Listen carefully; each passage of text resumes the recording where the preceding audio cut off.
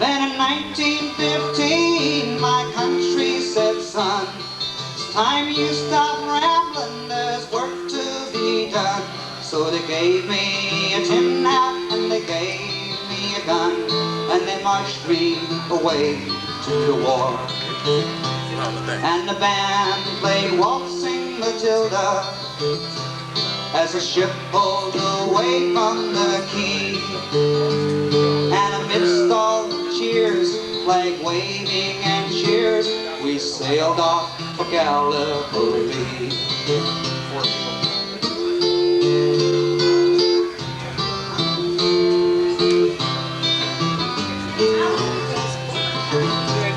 Oh, how I remember that terrible day, how our blood stained the sand and the water, and how in that hell that they call Silver Bay, we were butchered like lambs at the slaughter. Johnny Turkey was ready, primed himself well, rained us with bullets and showered us with shell. And in 5 minutes flat he blown us all to hell, nearly blew us right back to Australia. I saw that. And the band played Waltzing Matilda as we stopped to bury our dead. We buried ours, the Turks buried theirs, and we started all over again.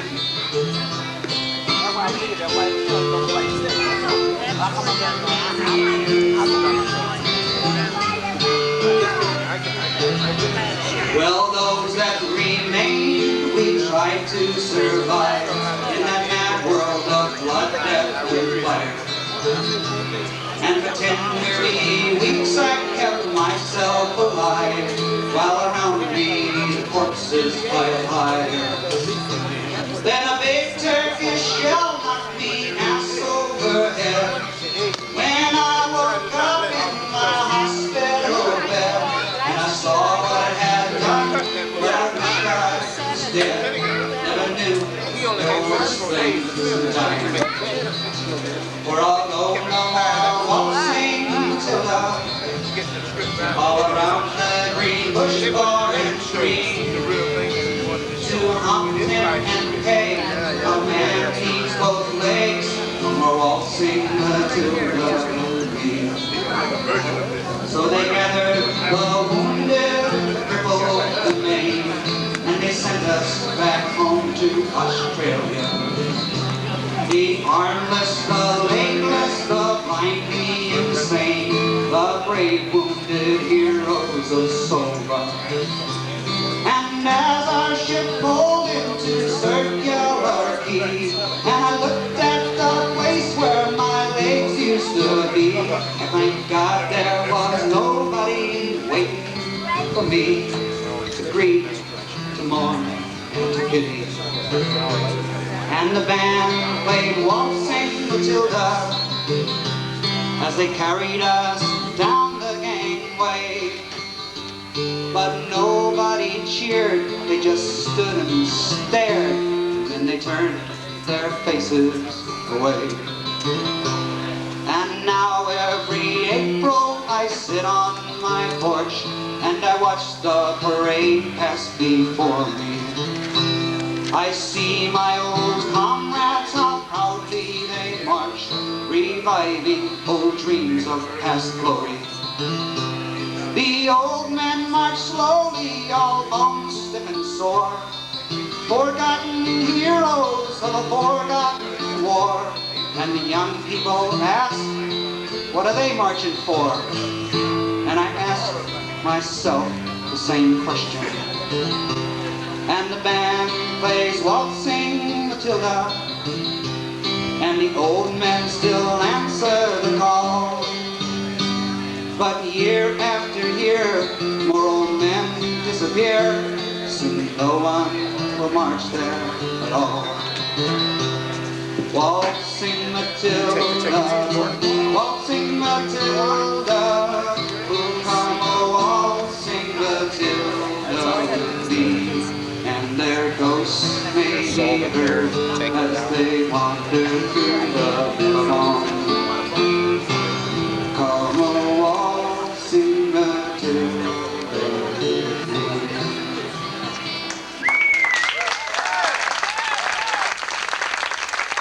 And with 6 veterans marching in an anti-war parade in New York in 1967 under the banner of Vietnam Veterans Against the War. That the organization grew. The major events along the way were, number one, Operation RAW, Rapid American Withdrawal, the first national VVAW action, which was a march from Trenton, New Jersey to Valley Forge in 1970. This was followed by the Winter Soldier investigation, in part financed by Jane Fonda. Vietnam veterans testifying about war crimes in Vietnam. This was 1971 in Detroit. It was followed by the most memorable of VVAW actions, which was Operation Dewey Canyon 3 in Washington, D.C. in April of 1971, with vets throwing their medals away on the steps of the Capitol. The next major action after that was preparing for the Republican Convention. A number of VVAW members going to Miami Beach in August of 1972. Followed by the FBI and the government attacking VVAW in the Gainesville trials, which were immediately after that. The next major VVAW action was a counter-inaugural march in January of 1973 in protest of Nixon. After that was a major amnesty action in Washington, D.C. with 5,000 people in 1974. And I think that pretty much covers the kinds of things you're looking for.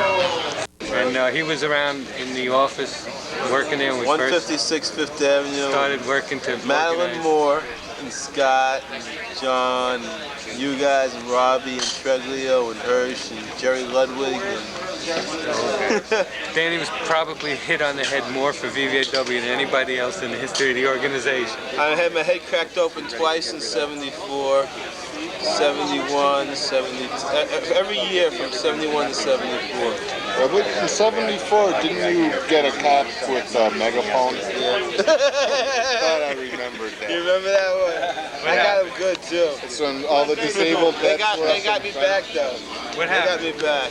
That was in Washington, July 4th. Never forget a good hit. We wanted to march in the streets. Yeah. This is like after, I don't know what happened, but, you know, they wouldn't let us march in the street, you know, and we said, fuck it, we want to march in the street, and they lined up. I got a clipping of that, as a matter of fact, right there in the thing. I have pictures of it and everything, and newspaper clipping. You don't want to see it on camera, though, right? But, they were standing there with their nightsticks, right? And I was like, I had this like portable PA system with a microphone attached to a big, heavy PA system that was supported by a canvas strap. These cops lined up against us, and they had their nightsticks like this, blocking us. The guy kept jabbing with his nightstick. So I had this PA system, the canvas strap, wrapped around my wrist, and I grabbed the nightstick and I pulled the cops forward. Whoop. And I laid them out good. Like about 4 or 5 cops came after me, and I had my escape route planned out good because I glanced across the street, and there was a whole line. The cars on the curb were parked bumper to bumper. So I figured I was going to do back against the car and then do a backflip over the hood of the car, back into the park, and make my escape. But I got hit a couple of shots on the way, and I got disoriented. I ended up backing against a van. And I couldn't backflip over a van, so I got a couple of whacks in. Next thing I knew, I was having my head wrapped and bandaged and shit in some hospital, you know. And that's these like Winter Soldier investigations. First was the original Winter Soldier investigation. Then we had like little small ones all over the country. And we said we had this one in Long Island, the Garden City Hotel in Long Island, and like we had this like march through like 5 towns in Long Island with guerrilla theater and everything. And then we had this Winter Soldier investigation, and we stayed over at the Delphi University. I remember that, right in Garden City. And it was like really clever. We talked about shit that went down in Vietnam. People just didn't understand what was going down in Vietnam. And we like demonstrated, and through guerrilla theater, we actually had like reenactments of battles and semi-atrocities, just conditions in Vietnam, what was going on day-to-day basis in Vietnam. We reenacted the street, guerrilla theater. And we had to march through the 5 towns along Island, the Winter Soldier investigation, the Garden City Hotel. Tell me what it was. Winter Soldier investigation. Well, the original Winter Soldier investigation was done Detroit. Huh? Detroit. Detroit. And that was basically vets testifying as to atrocities and just basically the truth of what was happening in Vietnam, you know, with the whole nature of the war that the American people at this time, which was 1971, was not really aware of what was really happening in Vietnam. And I came back in 68, I got in the Army in 69, and we were surprised when she was seeing in the paper that people just weren't aware of what was going on in Vietnam, what kind of war it was. And the word Winter Soldier comes from the American Revolution, which you all know, right? So should I just say it anyway, or it doesn't matter, it's redundant, right? No. These are Thomas Paine said, "These are times that try men's souls. The summer soldier and sunshine patriot shall in this time of crisis shrink from the service of his country. But he who stands now deserves the love and thanks of all men and women." This was said in Valley Forge in the winter of 1776, something like that. So if the summer soldier and sunshine patriot are those who left Washington's army to return because the winter was too hard, then these who stood and fight when times got tough were considered the winter soldiers. And the Vietnam vets who came back and stood up and said this is wrong, we considered ourselves the winter soldiers. Because it was easy to come back home and just go back into the woodwork and make believe we wouldn't exist, but we insisted upon like being heard, and that was important. And to this day, I think it saved many of us from having a lot of problems that affect a lot of Vietnam vets to this day. I deal with Vietnam veterans now. I work for the Council for the State of Veterans Affairs in New York. I work in a VA hospital, and most of the vets who have some severe problems never did anything related to their veterans experience, you know, when they first got home. They just went back into life, and it just caught up on them after a while. But I think we expunged our devils in 1970, 71, 72, 73, at the Brooklyn VA hospital that just haven't, like I say, expunged their devils. Some of them never came home from Vietnam. They've never reconciled what went down in Vietnam to their expectations before they went over to the treatment when they got home. I think those of us in we had rap groups in 1971, 1972. We had Vietnam vet rap groups for something that we call post-Vietnam syndrome. Not until 1979, I think, or 1980, 79, 80, something like that, did a diagnosis come out for that, which they labeled post-traumatic stress disorder, which is DSM-3, as a recognized psychological disorder by the American Psychiatric Association. But that's talking about 79, 90, whatever it was, and 1971, 1972, we were having rap groups and we were pushing. We said there were guys that had PTSD, but we were calling it PVS then, post-Vietnam syndrome. And we had rap groups dealing with it, we were talking it out. Plus we were saying, okay, we were young guys, we were caught up in the John Wayne syndrome, we went over to kick ass and found out it was fucked, you know, and like, we came back and said, okay, we fucked up, we were wrong. We're gonna do something about it, we're gonna try to end this bullshit, and we're gonna try to keep other kids from following our footsteps.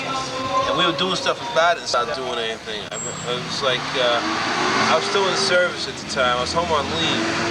I was stationed at Fort Knox, it was after Vietnam. Most of my friends that I grew up with never went to service. They stayed in college, and they were in Hunter College. Remember Hunter College, Eddie? And I went over there to visit. I was in my uniform, and there were two young women outside the cafeteria that had a table, a peace table against the war. And I went over to give them a hard time. I started telling them all the right reasons why we should be in Vietnam, and then like I stopped in the middle and said, I found myself saying what I was told, like in basic training in AIT, you know, it was like indoctrinated bullshit. And then I stopped myself and said, wait a minute, this is what I was told, but this isn't what I saw and what I experienced. And like I just stopped in the middle and just walked away because I couldn't believe I was saying what I was saying, you know, and like, so I retreated for a few months and got out of service, and then VVAW, I was in Florida, Easter vacation. VVAW was in the news, and I went back to New York and said, yo, these guys are for me, man. You know, and I just got into shit. I was working down at 5th Avenue.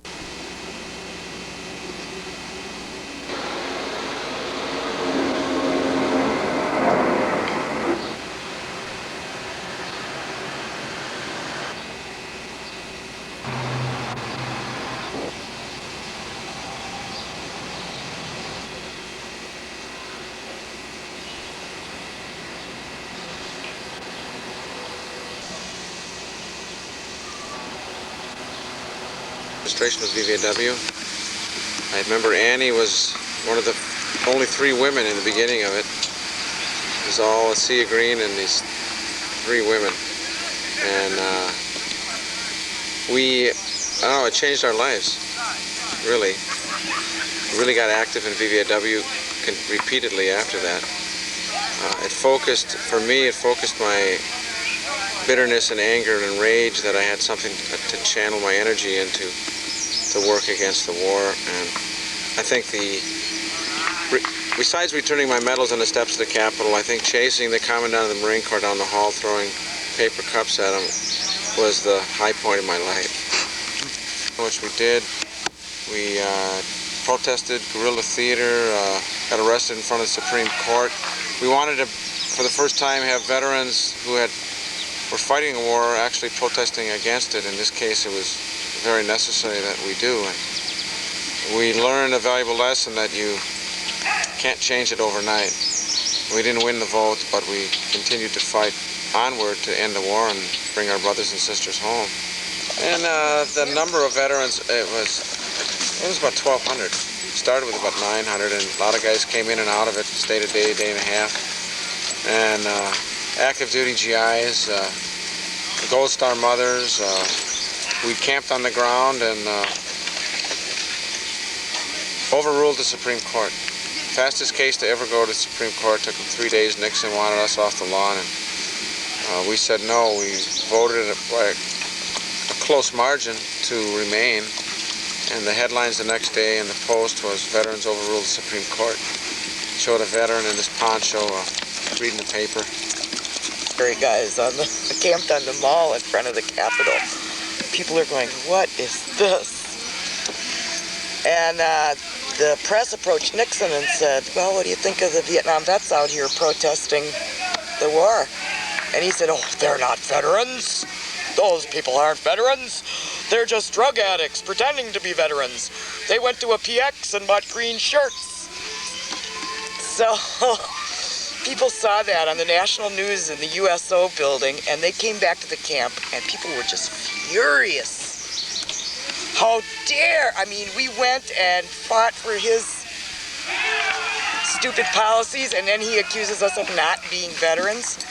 So we decided to prove to him that the majority of people there were veterans. So they took out a big box, and they said, okay, we need 1,200 pieces of evidence. For everybody here that's a veteran, we need evidence of your trip to Vietnam. And in that box was some of the most incredible stuff.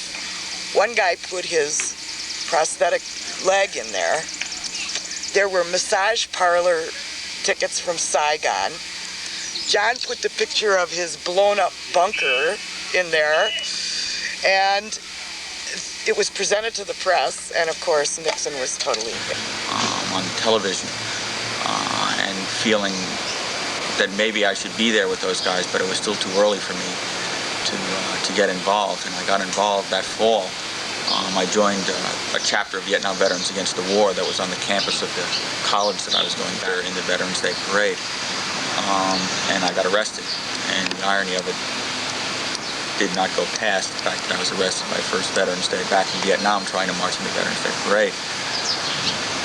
In May of 1972 to a whole series of meetings that happened in the state of Florida, all of which were centered around organizing for the coming demonstrations that summer during the Democratic and Republican Convention. Most of the logistical coordination was being handled by the local Florida people. So I attended a series of meetings throughout the state of Florida, several of them in Gainesville, where Scott Camille, the Florida Regional Coordinator, was located, which was in the middle of July. I was on my way down to the Democratic Convention when I received a grand jury subpoena that required me to appear in Tallahassee, Florida, to appear before a grand jury on the first day of the Democratic Convention. It turned out I was indicted with, or I was subpoenaed at that time with, I think, 26 other members of Vietnam Veterans Against the War. Most of the local Florida coordinators, several people from Texas, a couple of people from Alabama, and then on the last day of the Democratic Convention, approximately 2 hours after they passed a resolution on the floor of the convention condemning that particular grand jury as a political use of the grand jury. That jury indicted 6 of us for conspiracy to incite a riot at the Republican convention, which had yet to happen. A couple of months later, they subsequently indicted 2 other people, making it a total of 8 people, which subsequently came to be called the Gainesville 8. So I spent a year essentially being a professional defendant, where mainly what I did was travel around the country, going to any forum that I could possibly find in churches, schools, community groups, universities, speaking about the case and trying to raise money for it. The actual trial itself took place a year later in the summer of 1973. It was quite an extraordinary experience. It was extraordinary from certain ways. Number one, what happened with the indictments was that there had been, as with any organization, I think there was a tremendous amount of inside squabbling in the organization.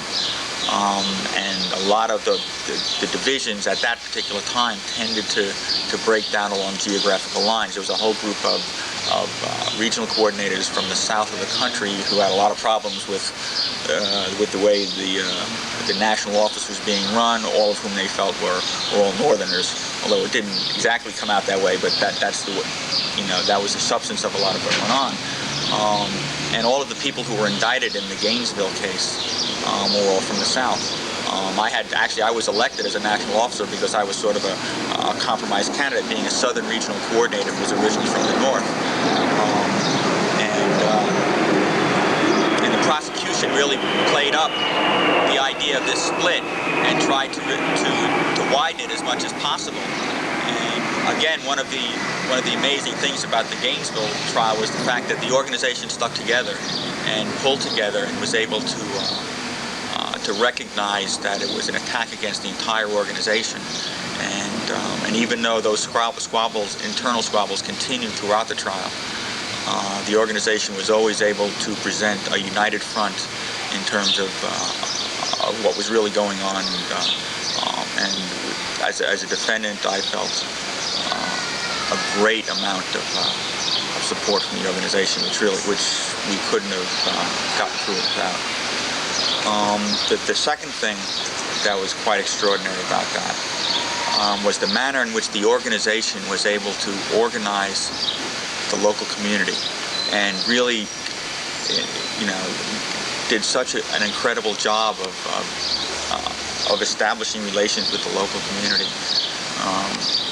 The classic example I remember, it was one day, most of the trial for the government was the testimony of informers, so we had to sit there in the court over a period of several weeks watching people who we, a year before had thought were our friends getting on the witness stand. essentially telling us that they were working for the FBI for the whole time, and then testify against us, and in some cases actually lie. And there was one particular day when a man I considered my best friend from Louisiana, who turned out to be an FBI informant, was testifying on this bill. I had come up to him in a conversation and said that I used to think that nonviolence was the answer, but now I felt that we had to commit violence in order to stop the larger violence in Vietnam, and that I was therefore going to do violent things at the Republican convention.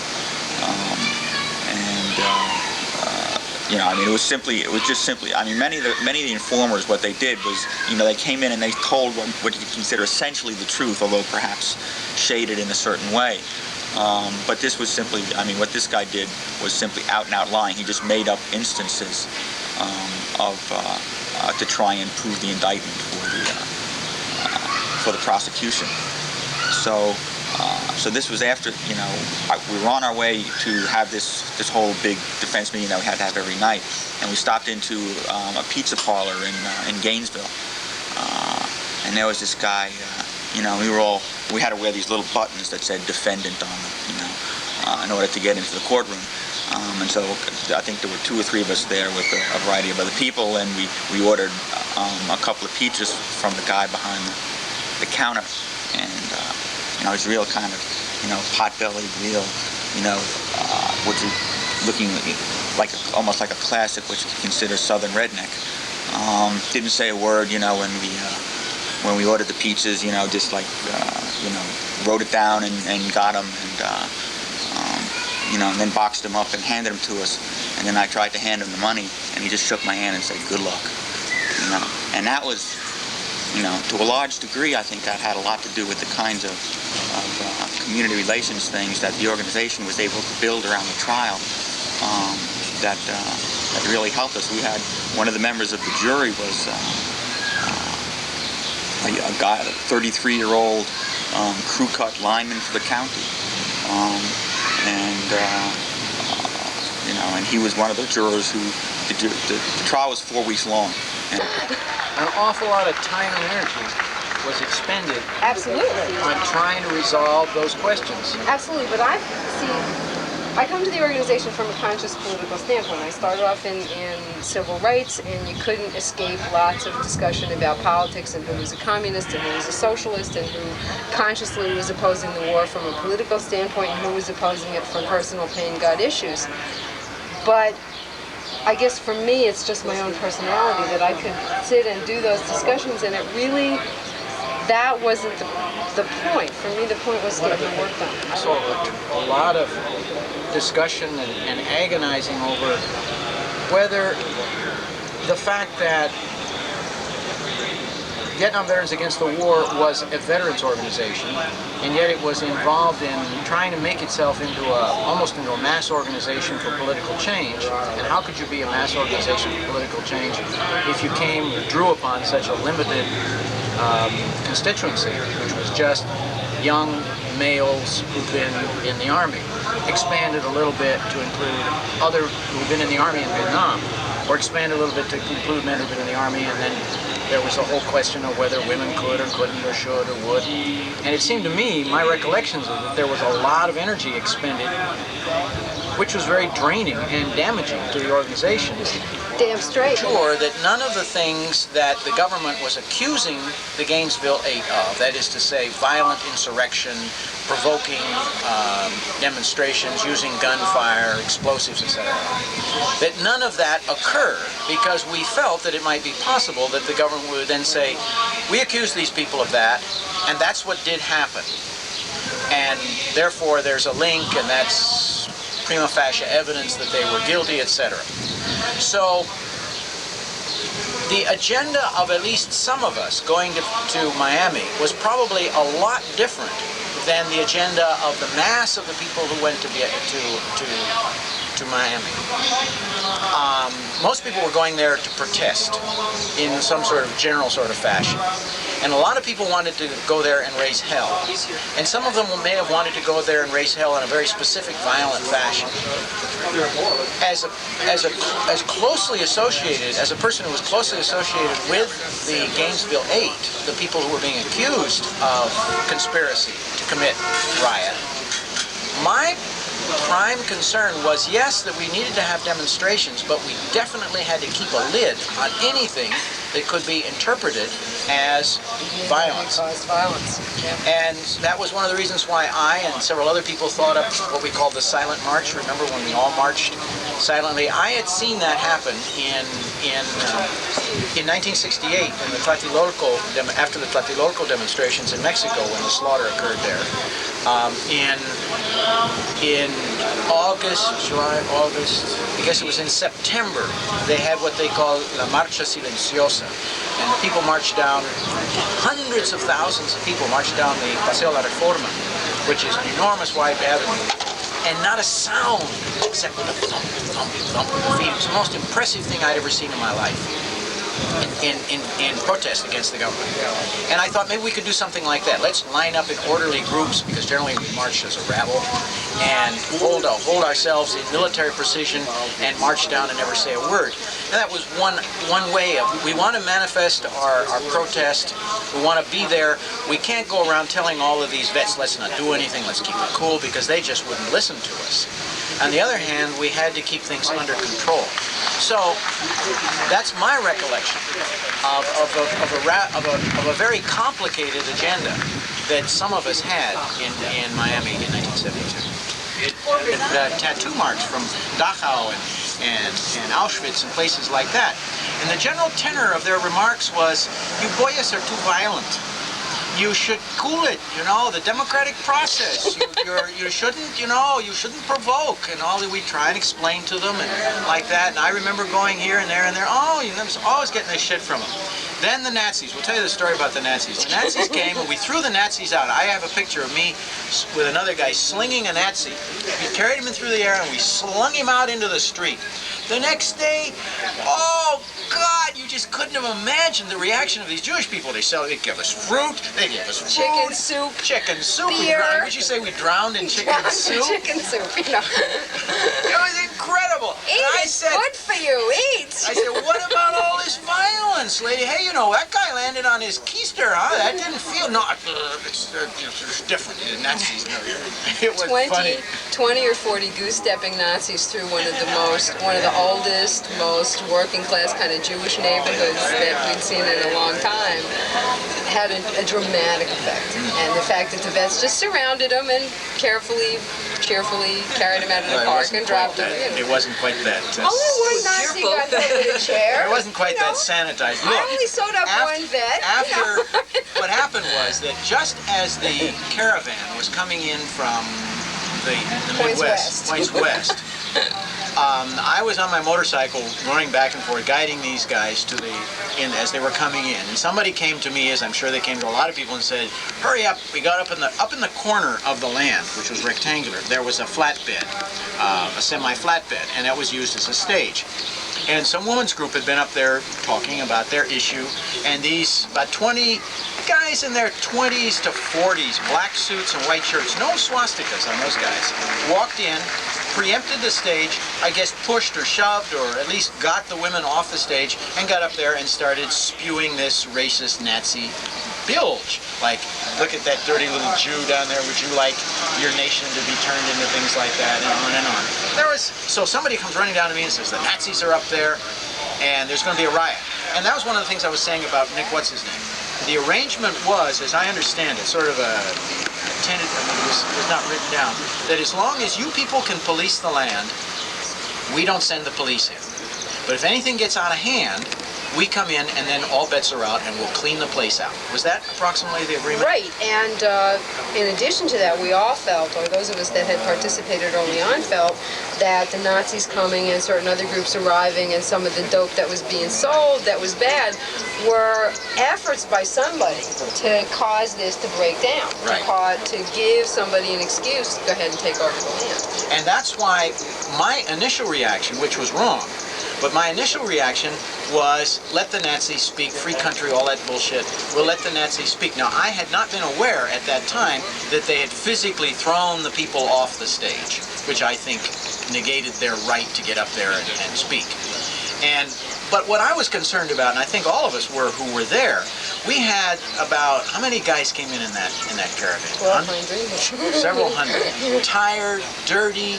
You know, they've been harassed by the police all the way across the United States. It was pretty reasonable to think they wanted to lash out at somebody. And so here they were with these vets, and it could have turned into a riot with these Nazis, and it could have turned into a riot very easily, and that could have been a pretext. See, that was one of the things that some of us were doing throughout that entire thing, trying to keep the lid on without trying to repress natural enthusiasm. And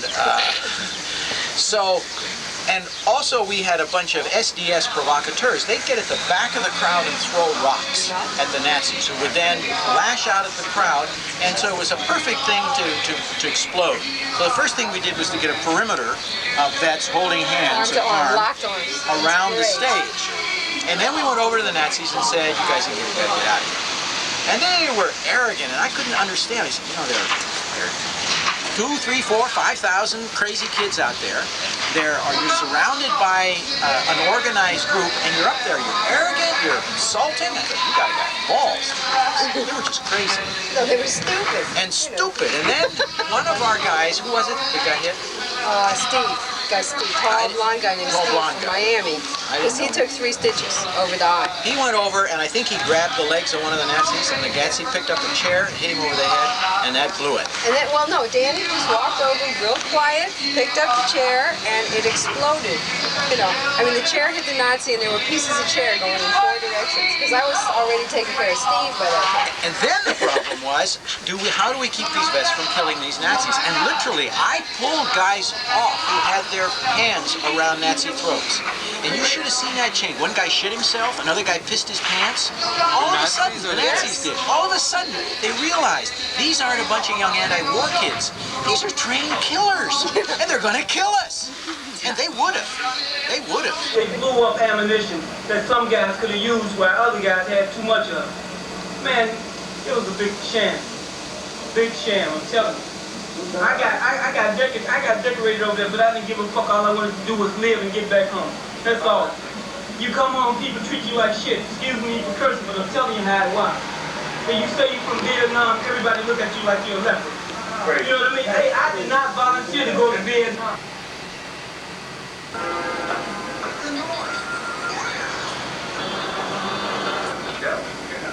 Standard procedure when a haircut.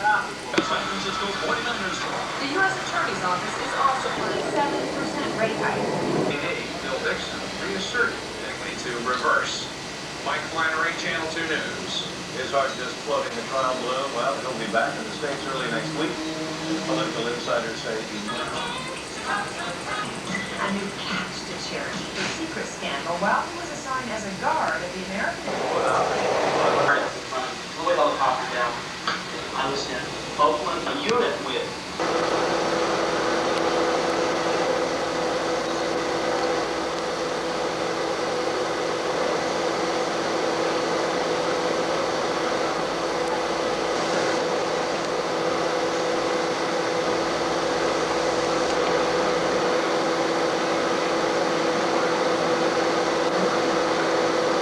Become a real national organization. I think we had some 325 chapters all the way across the country, including a number in Vietnam, chapters in military bases in Japan. It was definitely a national organization, vets all over the country focusing on ending the war in Vietnam and bringing their brothers back home. He was holding national meetings, 3 a year, then for a long time 4 a year, where people were getting together from all over the country to try to decide exactly where we should focus our activities, what we should do next. We worked very hard on what we call post-Vietnam syndrome, or PVS. Since that time, they're taking over radio stations and television stations, and they're writing letters, and they're talking to congressmen, and they're doing anything they can, putting on marches, whatever they can to use the credibility that they've gained from, in fact, being in Vietnam to tell the American people that we're wrong to be there. And these activities get to a higher pitch each time the U.S. government pulls off another monstrosity. One of the greatest of these was the U.S. decision to mine the harbor at Haiphong, which is also the harbor of Hanoi, and to reintroduce U.S. bombing in 1972. Throughout the country, the anti-war movement went crazy over this. Johnson at the time,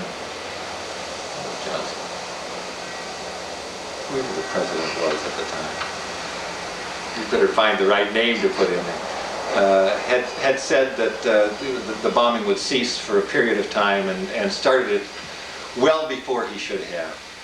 And the U.S. peace movement,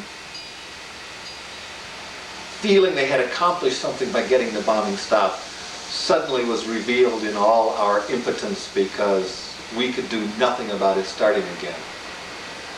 And activities took place all over the country, and one of the memorable ones of these was members of VVAW in New York City taking over the Statue of Liberty, hanging the U.S. flag, a huge U.S. flag, upside down from the crown of the Statue of Liberty in what was the universal symbol of distress, or a distressed version of liberty, which was being perverted into trying to take away the liberty of the people in Vietnam. The statue is a big enough and important enough symbol, and vets, because of the way they are looked at by the U.S. people, are a big enough symbol in their own way. That this combination of veterans going in with a U.S. flag, flying it upside down from the Statue of Liberty, was a kind of impact that in photographic form went all across the country, in fact went all around the world. We saw the picture, in fact, in the War Museum in Hanoi just a couple of months ago. So it was a picture that had an impact. The VVAW, finding what a great tactic this was, incidentally did the same thing all over again in 1976 when a group of, I think it was 8 VVAW members, took over the Statue of Liberty once again. This time flying a flag saying extend and expand the GI Bill, which at that point was being taken away, and advertising the activity we were involved in at that particular moment, which was a bicentennial demonstration in Philadelphia under the banner of "We carried the rich." Range of political spectrum. Guys were against the war for all different kinds of reasons. They were against the war because their best friend got killed, and they took it very personally. They were against the war because they understood the politics of why they had gone there and how they had been used. Some people were against the war because the politicians wouldn't cut them loose and let them really, nuke them till they glowed or whatever. So there was this broad spectrum of political viewpoints. But one thing we could unite around is that we were against the war. And so little incidents like confronting the Supreme Court and overruling them and getting away with it, and the incident with the Commandant of the Marine Corps, and the whole thing with embarrassing Nixon, that was all things that unified us. Despite our differences, we could call on the emotions that we felt during those times. And when we get into fights at national meetings after that, we'd remind each other just what we were about. And I think that that's what kept VVAW going through all the different weird political struggles that we've had over the years. Can you guys keep going and just talk about the different weird political struggles that you've been through? The weird political struggles? Well, right after we hit the height of our membership and activity, lots of different political groups wanted to use us for their own benefit, to build their political parties and their cadres and their little anti-war groups. They just wanted to tap our energies and not give anything back. But we'd already had enough of that. I mean, the vets were very aware of how they'd been used in Vietnam, and they weren't about to be used again. And so we became very reclusive. We worked in coalition, of course, but people thought we were weird and a little inbred and stuff, but because the guys were paranoid, and rightfully so, and things that happened in the organization bore that out. The first people that really tried to mess around with us was the SWP, the Socialist Workers' Party. They tried to take over VVAW by getting involved in VVAW and taking it over in Texas and Arkansas, Oklahoma area. And then they came to national meetings and tried to divert our attention from vets' work, which was the VA, decent benefits, and, you know, get the war over in Vietnam, to expand our politics out beyond that, which is okay to have an understanding beyond that, but the work was very important for us to do. Nobody else was doing veterans work except veterans. The rest of the peace movement were off into their own thing, and this stuff was real important and it had to get done. So the main body of the organization, the general members, the leadership, we resisted all these little attempts to co-opt the work of the organization. I mean, it's one thing to help people become more politically astute, that's fine. But once you start trying to divert the direction of the organization that you're working with and politically educating, then it becomes a co-optation and you have to fight against it. Differences at national meetings, which sometimes seemed very deep. When we got out there to do the work, we've always done things by consensus. Now, if we decided at a national meeting that we were going to have this program, whether you agreed with it or not, when you went back to your local chapter, you did your local chapter work, but you also did the work that the national organization decided we would do.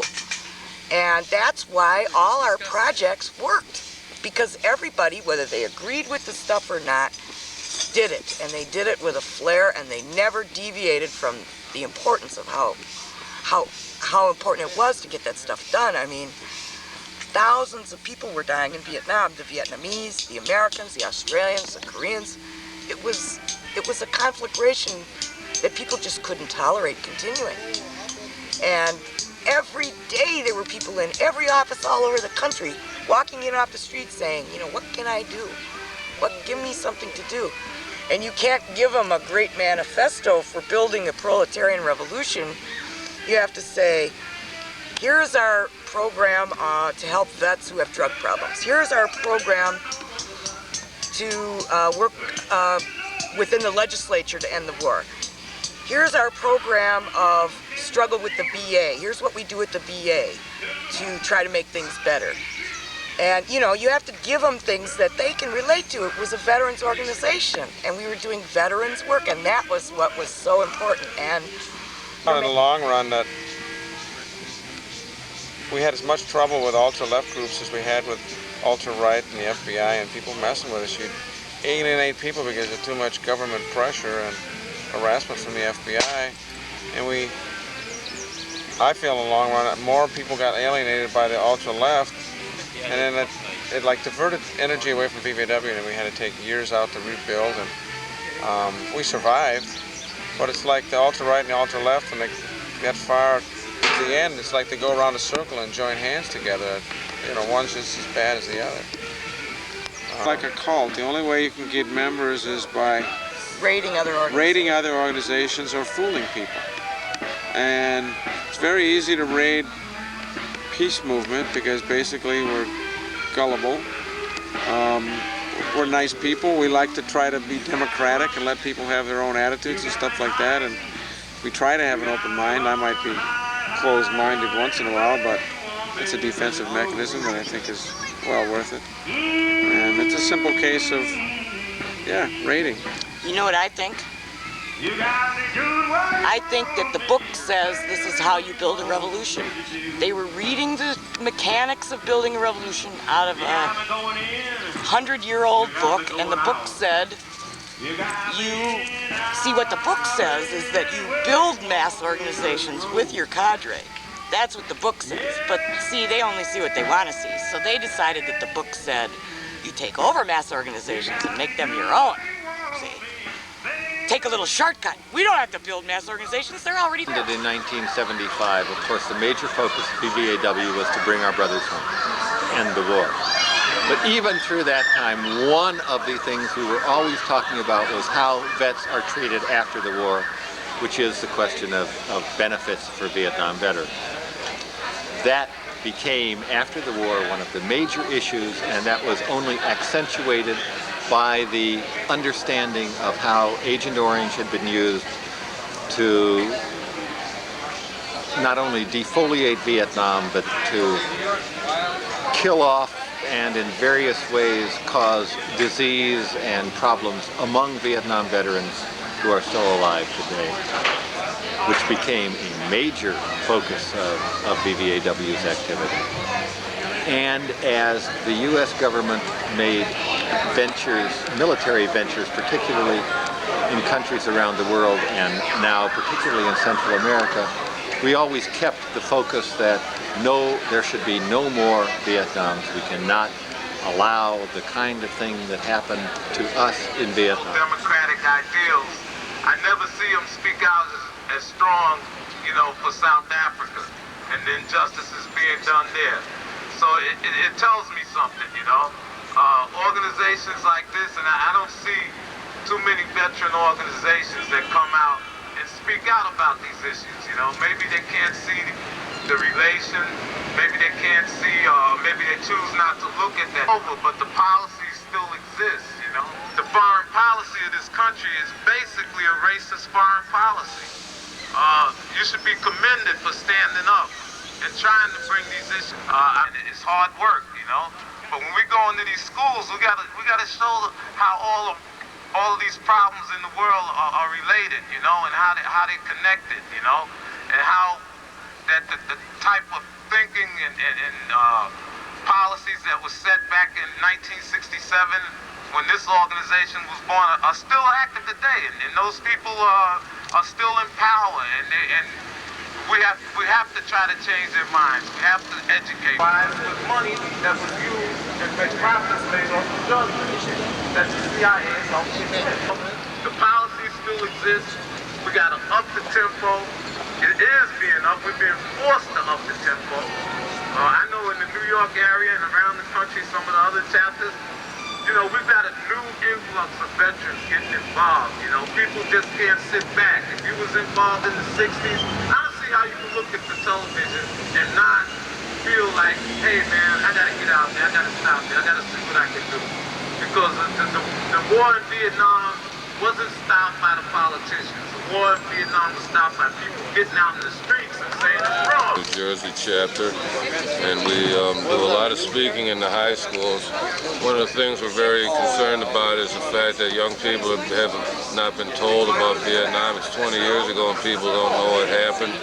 They're trying to tell kids that, you know, bring back the whole John Wayne image using Rambo and Top Gun and trying to get people prepared for another war, you know, and it's like one generation later and they're ready to sacrifice the next load of kids. So we go around and we speak in high schools a lot, telling them about our experiences, telling them about what's happening in Central America and about the military, and encouraging them to take charge of their own lives and not let it happen to them what happened to us. And we're active in the struggle around peace in Central America against apartheid in Southern Africa, and wherever we can have a positive role for peace as well as fighting for our rights as vets from up against what's happening. Because you see, like, we wanted the war to end, and when the war in Vietnam and Indochina ended, we were happy. And we thought, you know, like, I think that the way I felt was what a lot of people felt, that we said, let's hope America learned from this. You know, and a lot of people in America did learn from it. The problem is that people calling the shots in America is not the people, the regular people, it's big business and the government. And what they learn from it is just how to maneuver and manipulate the public so that they can continue with the same policies of interfering in some third world country and going in there and making as much as they can and setting up governments that'll let American corporations come in and rip the people off. And so, you know, a lot of guys see this, you know, coming up again, the same thing. And it's got a lot of people, and that's why I think there's a resurgence in veterans anti-war activities. You know, VVAW, we've been around 20 years and we're hanging in there, you know, and like the organization is still relevant, you know. Against the war, people just say against the war is over. But like I said, the war isn't over. The war just got moved to a new country. It's really an American, man. That's, you know, your duty, man, to defend liberty and justice and whatever else, man. You know what? I'm gonna tell you what, man. I'm not going to expose my child to any foreign involvement. No way. And I will protect. Whenever I went to high school, I went to a high school class about 2 months ago, and Ollie North was becoming the anti-hero or the non-hero of the American public, and the high school students were thrilled to death to know that a lieutenant colonel in the Marine Corps could have so much power, because they wanted to get some power too. So they wanted to join the Marines and get more power and be like Ollie North. And some of the students in the high school didn't want to do that. All they really wanted to do was get married, get a job, have families. They had no interest in power. And started talking about the Contras and the situation in Central America. And it started coming out that the people that were power hungry were the ones who wanted to go in the military. They're the ones who wanted to pursue military in Central America or anywhere else. And the people who just wanted to have families and lead a decent life and leave everybody else alone were the ones that thought that Ronald Reagan was crazy. They thought that Nancy Reagan should have been put away a long time ago. Ragwa. We've always done counseling of one variety or another. There's been some different terms for it. In a sense, there's a lot of people who have to go into the military because of the economic situation. Either you get a job at Burger King or you join the military, and there's not a whole lot in between. Education is extremely costly. Most people can't afford to go beyond high school. That means they can't even get a trade. And if they could get a trade, it wouldn't do them any good, because, you know, the administration has broken the back of many unions. And so they can't get any employment in trades either.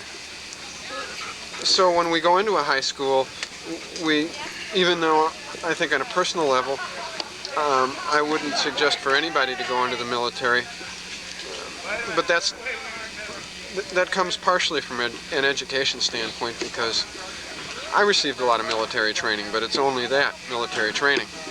So if you want to stay in the military, well, that's good, but don't expect to get a lot of training and get out of the service and then go into civilian life and be able to use your training, because your training is about military items. You know, it's like the thing about the National Guard in Honduras.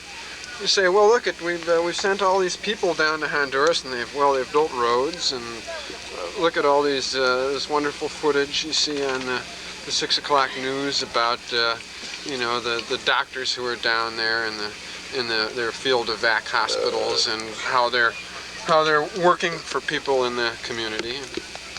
Well, you know, the roads, well, great. Certainly those folks need roads, but they don't have tanks to drive over them, so you don't have to build them a road that's quite that large if you really want to help them out. And the medicine, again, you know, they don't have nutritionists there to help the children. They don't have obstetrics and gynecology.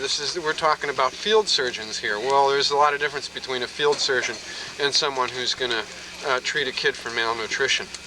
And that's what those people need. So the National Guard's not really serving them a whole lot. It's serving the National Guard's needs first, which is to pretend to go into war with another country and to maintain a presence on that border of that country, and to do a lot of other phony political things to make what I think is a reasonably democratic country into a place where people can't live. Not punishing the government, you're punishing the civilians of that country. It's a horrid thing to do. So when we go into high schools, the approach we take is that we try and tell kids what it's about, what the military is like. It's not a motion picture, whether the motion picture be Platoon or Full Metal Jacket or, you know, any of the other thousands, less than thousands, of pieces about the Vietnam situation. It's just facts about what you do.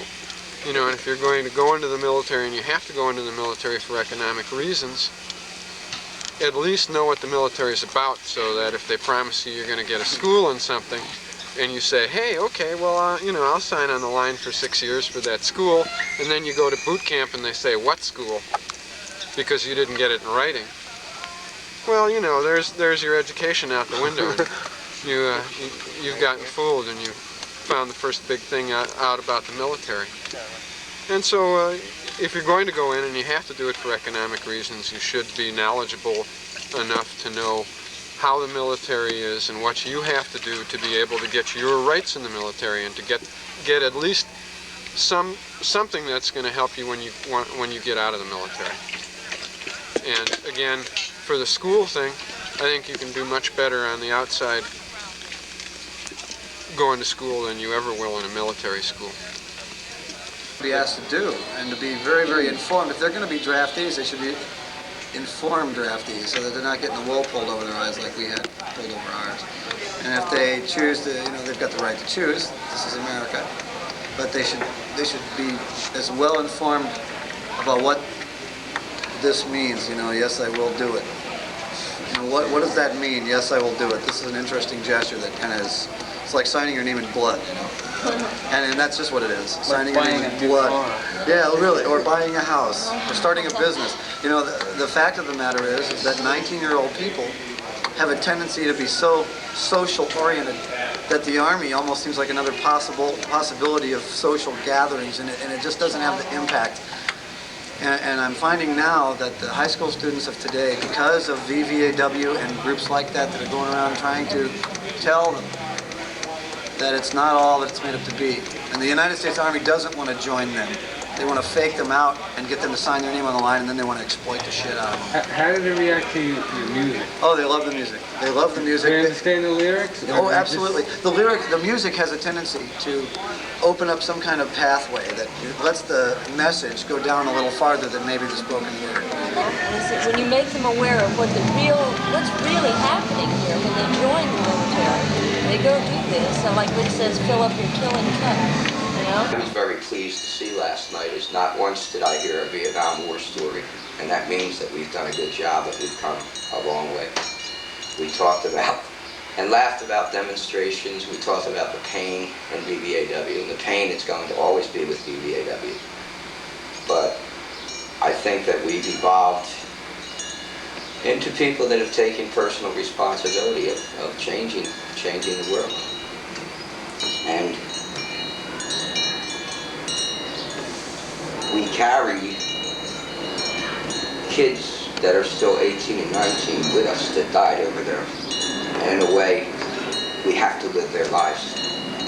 I don't know if that explains it. That's the closest I can get to it. That it is important for us, because for them, that this world change away from war. And there's nothing, we know there's no war that can be justified. I'm not talking about people's survival, but I think war is outmoded. And I think countries need to realize that. I feel that we've learned that in Nam. That no matter how sophisticated our weapons get, no matter how sophisticated the systems get to carry those weapons over there, the bottom line is people need to live. A lot of us, it's what Erickson calls a transference from adolescence to adulthood, which usually happens from the ages of 16 to 23.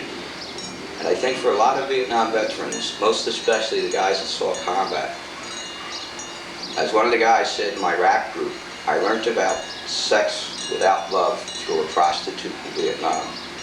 I learned about love without sex through my buddies in Vietnam. That I said at one point that the anti-war movement and the veterans movement, they're natural allies and they're natural enemies. And the thing that they both had and maybe didn't recognize in each other was a sense of morality and ethics, and a willingness to try and live their lives according to those morals. Even at knowing that it meant great personal sacrifice. And the anti-war movement made that sacrifice on the streets of this country, and the vets made it on the streets of another country. And in the service of a government that ultimately used and abused and corrupted the best intentions, and took a desire to do for others and used it in the service of their undoing, and forced people to then have to live the rest of their lives knowing that at a time when they really had no way to make a choice, they were forced to make a bad choice. And even knowing that the choice wasn't there to be made, always wondering the rest of your life, why didn't I make a choice? And I think it's a cruel thing to do to a person. And I think what characterizes the veterans movement now is that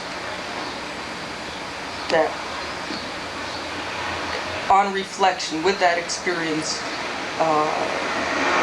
this movement is not going to allow the rest of their lives to go on without facing those choices and trying to continue to try to do the best they can for a better world, for a world outside of themselves. And that's recognizing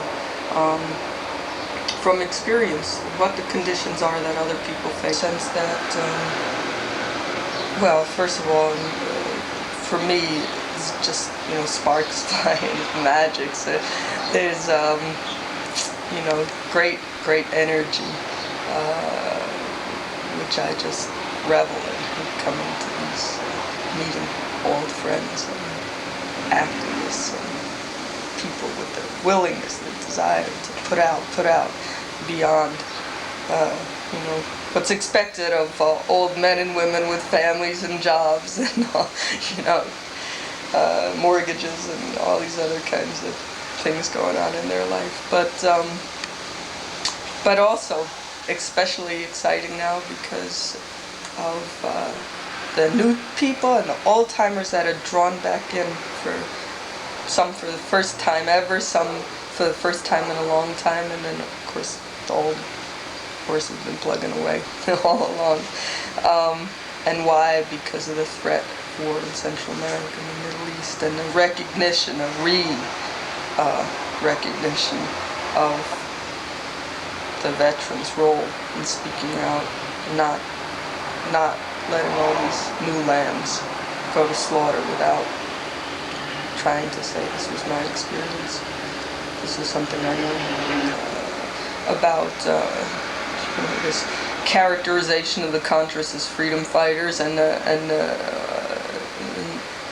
Sandinistas as a repressive regime, and how perverse that is to present a situation. We talk, of course you have to talk politics, you have to, and why is the American public being led to believe this? Why is constant, take the things that this country is built on, that the people believe in, that they desire, this, general characterization of the American personality, which is to do good for the world, and take that sense of wanting to do good and bastardize it in support of the most corrupt values, the death squads and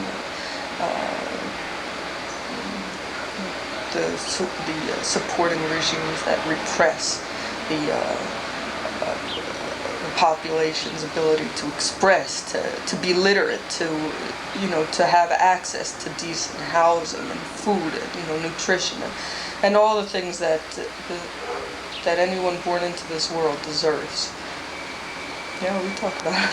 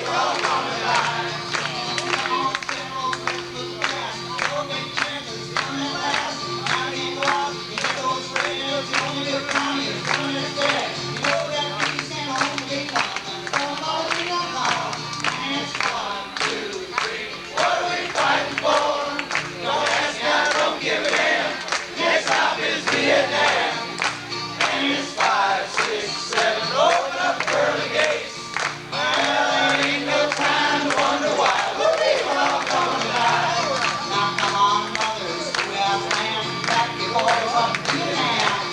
Bonfires don't hesitate. Sing your daughters off before it's too late. Be the first